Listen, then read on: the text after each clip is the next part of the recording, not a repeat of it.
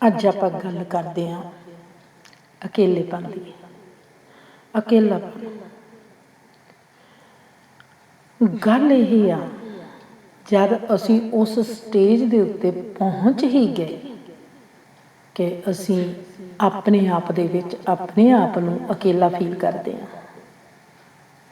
ਸਾਨੂੰ ਲੱਗਦਾ ਅਸੀਂ ਅਕੇਲੇ ਹਾਂ। ਦੂਰ ਦਰਾਂਡੇ ਆਲੇ ਦੁਆਲੇ ਆਉਂਦੇ ਜਾਂਦੇ, ਸਾਡੇ ਸਰੀਰੀ ਅਵਸਥਾ ਹੋਵੇ ਜਾਂ ਸਾਡੇ ਮਨ ਦੀ ਅਵਸਥਾ ਹੋਵੇ ਜਾਂ ਬੁੱਧੀ ਦੀ ਅਵਸਥਾ ਹੋਵੇ, ਅਸੀਂ ਖਾਲੀ ਹੀ ਖਾਲੀ ਮਹਿਸੂਸ ਕਰਦੇ ਹਾਂ। ਇਸ ਅਵਸਥਾ ਦੇ ਵਿੱਚ ਅਸੀਂ ਮੌਤ ਵੱਲੀ ਨੂੰ ਤੁਰ ਪਏ ਹਾਂ। ਅਸੀਂ ਜ਼ਿੰਦਗੀ ਵੱਲੀ ਕਿਉਂ ਨਹੀਂ ਜਾਂਦੇ? ਅਕੇਲੇ, ਇਕੱਲੇ ਹੋ ਗਏ, ਖਾਲੀ ਹੋ ਗਏ। ਅਕੇਲਾਪਨ ਹੁੰਦਾ ਕੀ ਆ ਕਿ ਸਾਡੇ ਕਰਨ ਨੂੰ ਕੁਝ ਨਹੀਂ ਰਿਹਾ, ਸਾਡੇ ਕੋਲ ਹੋਣ ਨੂੰ ਕੁਝ ਨਹੀਂ ਰਿਹਾ। ਅਸੀਂ ਆਪਣੇ ਆਪ ਦੇ ਵਿੱਚ ਫੀਲ ਕਰਦੇ ਹਾਂ, ਮਹਿਸੂਸ ਕਰਦੇ ਹਾਂ ਕਿ ਅਸੀਂ ਇਕੱਲੇ ਹਾਂ। ਜੇ ਕੋਈ ਪਰਮਾਤਮਾ ਦਾ ਚਾਹਵਾਨ ਹੁੰਦਾ, ਉਸ ਦੇ ਲਈ ਇਹੀ ਸਟੇਜ ਕਿੰਨੀ ਸੋਹਣੀ ਹੋ ਜਾਂਦੀ ਹੈ। ਖਾਲੀਪਨ, ਕੁਝ ਕਰਨ ਨੂੰ ਹੈ ਨਹੀਂ ਗਾ। ਖਾਲੀਪਨ, ਕੁਝ ਹੋਣ ਨੂੰ ਹੈ ਨਹੀਂ ਗਾ। ਚਾਰੇ ਪਾਸੇ ਅਸੀਂ ਦੇਖਦੇ ਹਾਂ ਕਿ ਜ਼ਿੰਦਗੀ ਦੇ ਵਿੱਚ ਸਾਡੇ ਕੋਲ ਕੋਈ ਨਹੀਂ, ਅਸੀਂ ਇਕੱਲੇ ਹਾਂ, ਅਸੀਂ ਖਾਲੀ ਹਾਂ।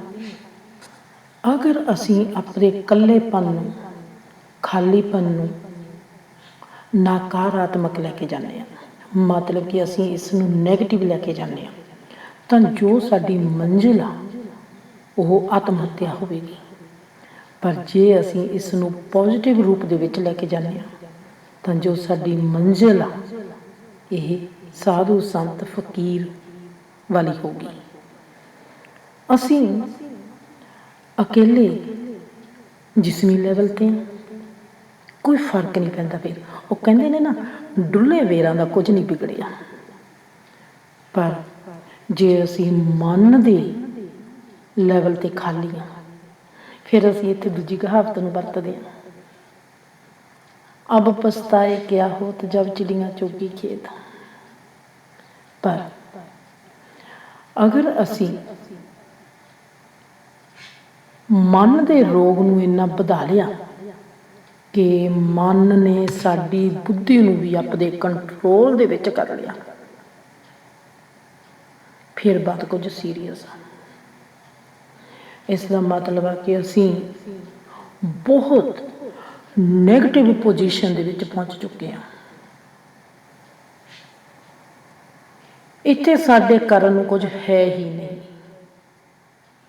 ਕਿਉਂਕਿ ਸਾਡੇ ਇਕੱਲੇਪਨ ਨੇ ਸਾਨੂੰ ਬੁੱਧੀ ਤੱਕ ਪਹੁੰਚਾ ਦਿੱਤਾ, ਸਾਡੀ ਬੁੱਧੀ ਨੂੰ ਵੀ ਇਕੱਲਾ ਕਰ ਦਿੱਤਾ।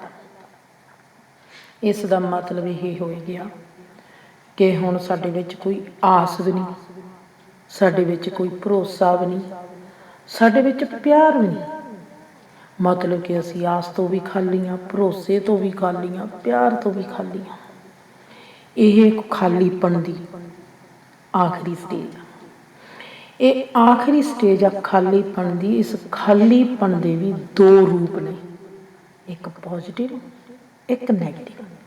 ਜੇ ਤਾਂ ਤੁਸੀਂ ਮੈਡੀਟੇਸ਼ਨ ਵਾਲੇ ਹੋ, ਜੇ ਤਾਂ ਤੁਹਾਡੇ ਵਿੱਚ ਦੁਨੀਆ ਨੂੰ, ਪਰਮਾਤਮਾ ਨੂੰ ਪਿਆਰ ਕਰਨ ਦੀ ਭਰਪੂਰ ਚਾਹਨਾ, ਤਾਂ ਇਹ ਖਾਲੀਪਨ ਇਨਲਾਈਟਮੈਂਟ ਤੋਂ ਆਉਣ ਦੀ ਪਹਿਲੀ ਸਥਿਤੀ ਆ। ਅਗਰ ਅਸੀਂ ਨੈਗੇਟਿਵ ਇਨਸਾਨ, ਤਾਂ ਇਹ ਖਾਲੀਪਨ ਆਤਮ ਹੱਤਿਆ ਕਰਨ ਤੋਂ ਪਹਿਲਾਂ ਦੀ ਸਥਿਤੀ ਆ। ਸਾਨੂੰ ਇਹ ਸਟੇਜ ਆਤਮ ਹੱਤਿਆ ਦੀ ਔਰ ਲੈ ਕੇ ਜਾਊਗੀ। ਤਾਂ ਸਾਨੂੰ ਕੀ ਕਰਨਾ ਚਾਹੀਦਾ? ਕਿਉਂਕਿ ਜੇ ਅਸੀਂ ਪੋਜ਼ੀਟਿਵ ਹਾਂ, ਫਿਰ ਤਾਂ ਮਜ਼ੇ ਹੀ ਮਜ਼ੇ ਆ, ਕੋਈ ਫਰਕ ਨਹੀਂ ਗਾ। ਸਾਨੂੰ ਪਤਾ ਵਾ ਸਾਡੀ ਮੰਜ਼ਿਲ ਕੀ ਆ। ਸਾਡਾ ਖਾਲੀਪਨ ਵੀ ਸਾਨੂੰ ਇੱਕ ਜਸ਼ਨ ਲੱਗ ਰਿਹਾ ਹੋਊਗਾ, ਸਾਡੇ ਲਈ ਇੱਕ ਮੇਲਾ ਵਾ, ਇੱਕ ਜ਼ਿੰਦਗੀ ਦਾ ਉਹ ਹਿੱਸਾ ਵਾ ਜਿੱਥੇ ਖੁਸ਼ੀਆਂ ਤੇ ਮੁਲਾਰਾਂ ਦੀਆਂ ਜੱਫੀਆਂ ਪੈ ਰਹੀਆਂ ਨੇ। ਖਾਲੀਪਣ ਜੋ ਆ, ਖਾਲੀਪਣ ਦਾ ਜੋ ਅਹਿਸਾਸ ਆ ਉਹ ਬਿਲਕੁਲ ਇੱਕੋ ਜਿਹਾ ਵਾ। ਇਹ ਖਾਲੀਪਣ ਅਸੀਂ ਖੁਦਕਸ਼ੀ ਦੀ ਔਰ ਜਾਂਦੇ ਹਾਂ ਜਾਂ ਅਸੀਂ ਸੰਤ ਫਕੀਰੀ ਦੀ ਔਰ ਜਾਂਦੇ ਹਾਂ। ਇੱਥੇ ਇਨਸਾਨ ਦੀ ਫੇਰ ਲਗਨ ਕੀ ਆ, ਉਹ ਕਿਹੋ ਜਿਹਾ ਵਾ, ਉਸ ਦੀਆਂ ਆਦਤਾਂ ਕੀ ਆ, ਉਸ ਦੇ ਸੁਭਾਅ ਕੀ ਨੇ, ਉਹ ਕੰਮ ਹੁੰਦੇ ਆ। ਉਸਨੇ ਕੀ ਕੀਤਾ ਚੰਗਾ, ਉਸਨੇ ਕੀ ਕੀਤਾ ਮੰਦਾ। ਖੁਦਕੁਸ਼ੀ ਕਰਨਾ, ਆਤਮ ਹੱਤਿਆ ਕਰਨਾ ਬੁਰੀ ਗੱਲ ਨਹੀਂ, ਪਰ ਆਪਾਂ ਆਤਮ ਹੱਤਿਆ ਕਰੀਏ ਕਿਉਂ? ਆਪਾਂ ਇਹ ਨਹੀਂ ਦੇਖਾਂਗੇ ਕਿ ਮੈਂ ਆਤਮ ਹੱਤਿਆ ਦੀ ਵੱਲੀ ਨੂੰ ਜਾ ਰਹੀ ਹਾਂ। ਜਦੋਂ ਮੈਂ ਆਤਮ ਹੱਤਿਆ ਦੇ ਲਈ ਸੋਚਿਆ, ਮੇਰਾ ਸਾਥ ਕਿਹਨੇ ਦਿੱਤਾ? ਸਭ ਤੋਂ ਜ਼ਿਆਦਾ ਮੇਰੀ ਹੀ ਜ਼ਿੰਦਗੀ ਨੇ। ਮੇਰੀ ਜ਼ਿੰਦਗੀ ਕਹਿੰਦੀ ਆ ਮੇਰੇ ਕਰਨ ਨੂੰ ਕੁਝ ਨਹੀਂ ਗਾ, ਚੱਲ ਮੌਤ ਤੂੰ ਜਿੱਤ ਗਈ, ਮੈਂ ਤੇਰੇ ਨਾਲ ਹੀ ਚੱਲਦੀ ਹਾਂ। ਇੱਕ ਮਿੰਟ ਲਈ ਰੁਕ ਜਾਓ, ਦੇਖੋ ਕਿ ਜ਼ਿੰਦਗੀ ਮਰਨ ਦੇ ਲਈ ਤਿਆਰ ਹੋ ਗਈ। ਕਿ ਅਸੀਂ ਇਸ ਜ਼ਿੰਦਗੀ ਦੇ ਲਈ ਜੀਣ ਨੂੰ ਤਿਆਰ ਨਹੀਂ ਹੋ ਸਕਦੇ? ਮਰਨ ਵੇਲੇ ਅਸੀਂ ਅਗਿਆਤ ਖੇਤਰ ਦੇ ਵਿੱਚ ਜਾਣਾ, ਸਾਨੂੰ ਪਤਾ ਨਹੀਂ ਉਸ ਖੇਤਰ ਦਾ ਨਾਮ। ਜਿਸ ਤਰ੍ਹਾਂ ਕਿ ਅਸੀਂ ਇਨਲਾਈਟਡ ਹੋਣ ਵੇਲੇ, ਨਿਰਵਾਣਾ ਪ੍ਰਾਪਤੀ ਵੇਲੇ, ਸਮਾਧੀ ਦੇ ਵੇਲੇ ਅਸੀਂ ਅਗਿਆਤ ਖੇਤਰ ਦੇ ਵਿੱਚ ਚਲੇ ਜਾਣਾ।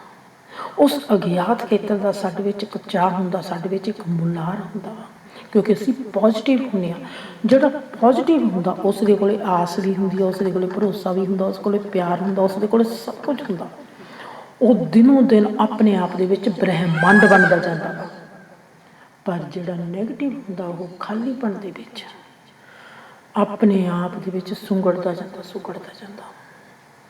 ਉਹ ਆਪਣੀ ਆਤਮਾ ਨੂੰ ਵੀ ਮਿਟਾਉਣ ਦੀ ਕੋਸ਼ਿਸ਼ ਦੇ ਵਿੱਚ ਹੁੰਦਾ ਵਾ, ਪਰ ਆਤਮਾ ਮਿਟਦੀ ਨਹੀਂ।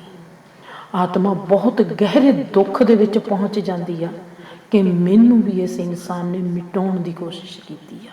ਕਿਤੇ ਉਹੀ ਆਤਮਾ ਬ੍ਰਹਿਮੰਡ ਦਾ ਵਿਸ਼ਾਲ ਰੂਪ ਬਣ ਸਕਦੀ ਆ, ਕਿਤੇ ਉਹੀ ਆਤਮਾ ਸੁੱਕੜ ਕੇ ਆਪਣੇ ਦੁੱਖ ਦੇ ਵਿੱਚ ਬਹੁਤ ਗਮਗੀਨ ਹੋ ਜਾਂਦੀ ਆ। ਜੋ ਜ਼ਿੰਦਗੀ ਮਰਨ ਦੇ ਲਈ ਤਿਆਰ ਹੋ ਗਈ, ਆਪਾਂ ਉਸ ਜ਼ਿੰਦਗੀ ਦੇ ਲਈ, ਜੀਣ ਦੇ ਲਈ ਨਹੀਂ ਤਿਆਰ ਹੋ ਸਕਦੇ। ਮੌਤ ਨੇ ਵੀ ਸਾਤੋਂ ਘਰ-ਬਾਰ ਖੋਹ ਲੈਣਾ ਵਾ,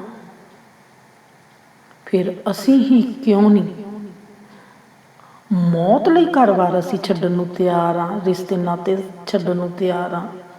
ਅਸੀਂ ਜ਼ਿੰਦਗੀ ਦੇ ਲਈ ਹੀ ਘਰ-ਬਾਰ ਕਿਉਂ ਨਾ ਛੱਡ ਦਈਏ, ਰਿਸ਼ਤੇ ਨਾਤੇ ਕਿਉਂ ਨਾ ਛੱਡ ਦਈਏ। ਅਸੀਂ ਸੰਸਾਰ ਦੇ ਵਿੱਚ ਚਲੇ ਜਾਂਦੇ ਹਾਂ, ਅਣਜਾਣੀ ਥਾਂ 'ਤੇ ਚਲੇ ਜਾਂਦੇ ਹਾਂ, ਅਣਜਾਣੇ ਲੋਕਾਂ ਦੇ ਵਿੱਚ ਚਲੇ ਜਾਂਦੇ ਹਾਂ। ਜਿਸ ਤਰ੍ਹਾਂ ਅਸੀਂ ਸਭ ਕੁਝ ਛੱਡ ਛਡਾ ਕੇ ਮੌਤ ਨੂੰ ਗੱਲ ਲਾਉਂਦੇ ਹਾਂ, ਉਸੇ ਤਰ੍ਹਾਂ ਹੀ ਅਸੀਂ ਜ਼ਿੰਦਗੀ ਦੇ ਹਵਾਲੇ ਆਪਣੇ ਆਪ ਨੂੰ ਕਰ ਦਿੰਦੇ ਹਾਂ। ਸਭ ਕੁਝ ਛੱਡ ਛਡਾ ਕੇ ਜ਼ਿੰਦਗੀ ਨੂੰ ਸਾਥੀ ਬਣਾ ਕੇ ਜ਼ਿੰਦਗੀ ਦੇ ਵੱਲ ਚੱਲਦੇ ਹਾਂ। ਖਬਰੇ ਇਹੀ ਖਬਰੇ, ਇਹ ਜੋ ਮੈਂ ਕਿਹਾ ਖਬਰੇ, ਇਸ ਖਬਰੇ ਦੇ ਪਿੱਛੇ ਜ਼ਿੰਦਗੀ ਦਾ ਅਨੰਤ ਰੂਪ ਰੰਗ ਆਕਾਰ ਛੁਪਿਆ ਹੋਇਆ ਵਾ, ਜਿੱਥੇ ਰੋਸ਼ਨੀ ਹੀ ਰੋਸ਼ਨੀ ਆ। ਤੁਸੀਂ ਰੋਸ਼ਨੀ ਦੇ ਵੱਲ ਇੱਕ ਕਦਮ ਰੱਖਿਆ, ਪਤਾ ਨਹੀਂ ਕਿੰਨੇ ਦੀਵੇ ਜਗਮਗਾਉਣ ਨੂੰ ਤਿਆਰ ਹੋ ਜਾਣਗੇ ਕਿ ਤੂੰ ਆ ਤਾਂ ਸਹੀ। ਅਸੀਂ ਖੁਦ ਹੀ ਆਪਣੇ ਆਪ ਨੂੰ ਜਗਾਉਂਦੇ ਹਾਂ, ਅਸੀਂ ਖੁਦ ਹੀ ਆਪਣੇ ਆਪ ਨੂੰ ਜਲਾਉਂਦੇ ਹਾਂ। ਅਨੰਤ ਦੀਵੇ ਸਾਡੇ ਸਵਾਗਤ ਦੇ ਲਈ ਤਿਆਰ ਹੋਣਗੇ। ਜ਼ਿੰਦਗੀ ਦੇ ਜ਼ਰੀਏ ਖੁਦ ਨੂੰ ਗਵਾਈਏ, ਉਸ ਜ਼ਿੰਦਗੀ ਦੇ ਵਿੱਚ ਨਹੀਂ, ਉਸ ਅਣਜਾਣੇ ਸੰਸਾਰ ਦੇ ਵਿੱਚ, ਉਸ ਅਣਜਾਣੀਆਂ ਜ਼ਿੰਦਗੀਆਂ ਦੇ ਵਿੱਚ ਆਪਾਂ ਕਿਉਂ ਨਹੀਂ ਚੱਲਦੇ? ਇਹ ਨਵੀਂ ਦਿਸ਼ਾ ਜੋ ਅਸੀਂ ਫੜ ਲਈ, ਖਬਰੇ ਉੱਥੇ ਕੀ ਵਾਪਰ ਜਾਣਾ, ਖਬਰੇ ਉੱਥੇ ਕਿਹੜਾ ਚਮਤਕਾਰ ਹੋ ਜਾਣਾ, ਖਬਰੇ ਉੱਥੇ ਕਿਆ ਹੋ ਜਾਣਾ ਵਾ। ਇਹ ਨਵੀਂ ਦਿਸ਼ਾ ਆਪਣੇ ਆਪ ਦੇ ਵਿੱਚ ਖਬਰੇ ਦਾ ਲੈਵਲ ਲੈ ਕੇ ਆਸ ਬਣ ਗਈ, ਭਰੋਸਾ ਬਣ ਗਈ, ਪਿਆਰ ਬਣ ਗਈ। ਸਾਨੂੰ ਨਹੀਂ ਪਤਾ ਲੱਗਿਆ ਜੋ ਅਸੀਂ ਖੁਦਕੁਸ਼ੀ ਕਰਨ ਵਾਲੇ ਹਾਂ, ਸਾਨੂੰ ਨਹੀਂ ਪਤਾ ਲੱਗਿਆ। ਅਣਜਾਣੇ ਦੇ ਵਿੱਚ ਹੀ, ਚੇਤਨਾ ਦੇ ਵਿੱਚ ਅਸੀਂ ਉਹ ਬੀਜ ਦਿੱਤਾ। ਅਸੀਂ ਅਣਜਾਣੀ ਦੁਨੀਆ ਦੇ ਵਿੱਚ ਚਲੇ ਗਏ। ਦਿਸ਼ਾ ਬਦਲ ਗਈ, ਦਸ਼ਾ ਵੀ ਬਦਲ ਜਾਊਗੀ। ਮੌਤ ਦੇ ਲਈ ਜ਼ਿੰਦਗੀ ਰਾਜੀ ਹੋ ਗਈ। ਜ਼ਿੰਦਗੀ ਨੇ ਸਾਥ ਦਿੱਤਾ ਕਿ ਚੱਲ ਮੈਂ ਮੌਤ ਦੇ ਲਈ ਰਵਾਨਾ ਹੁੰਦੀ ਹਾਂ। ਜ਼ਿੰਦਗੀ ਜੋ ਮੌਤ ਦੇ ਲਈ ਰਾਜੀ ਹੋ ਗਈ, ਉਹ ਜ਼ਿੰਦਗੀ ਜੋ ਸਾਥੀ ਬਣ ਕੇ ਆਪਣੇ ਆਪ ਨੂੰ ਮੌਤ ਦੇ ਹਵਾਲੇ ਕਰਨ ਲੱਗੀ ਸੀ, ਤੋ ਕਿਉਂ ਨਹੀਂ ਮੌਤ ਨੂੰ ਹੀ ਜ਼ਿੰਦਗੀ ਦੇ ਹਵਾਲੇ ਕਰਕੇ ਦੇਖ ਲਈਏ। ਖਬਰੇ